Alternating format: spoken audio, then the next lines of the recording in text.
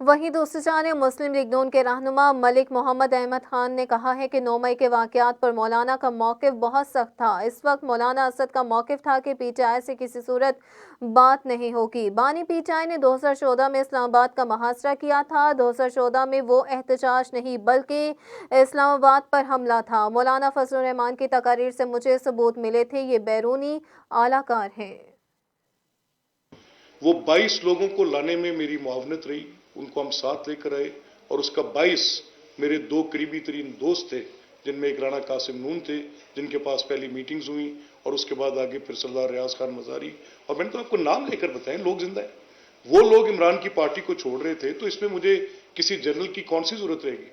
مجھے حیرانگی اس بات پر ہوئی کہ میں تو یہ تسلیم کرتا ہوں کہ مولانا ایک بڑے مدبر ہیں، جیسے آپ نے کہا، مولانا ایک بڑے زیرک سیاستدان ہیں، بڑے صاحب دلیل ہے، اور ایک جماعت کے سربراہ ہیں، مجھے ان کی بڑی تکریم ہے، اور عمران کے خلاف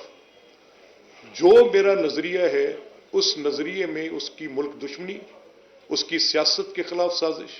ریاست کے خلاف سازش، عدالت کے خلاف سازش۔ میں یہ سوال اٹھا رہا ہوں کہ اگر مولانا کے ساتھ وہ کوئی ملاقات ہوئی، میں کسی کی بات بنیاد نہیں کر رہا، میں بحیثیت ایک سیاسی کارکن کے اس جماعت کے سربراہ سے پوچھ رہا ہوں کہ آپ نے پھر ہمیں کیوں دھکا دیا ایسی عدم اعتماد میں، جس کی آپ کو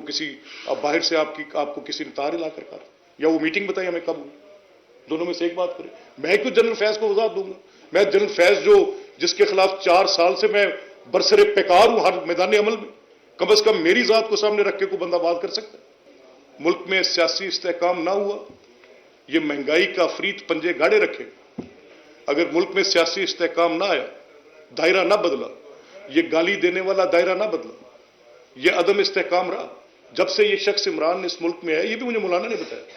اور 2014 سے لے کے ابھی تک کوئی ایک دن بتا دیں جس میں پولیٹیکل سٹیبلٹی ہو، بتائیں نئی سی پیک رول بیک ہوا، رہتا سی پیک $43 ارب کی فورن ڈائریکٹ انویسٹمنٹ آتی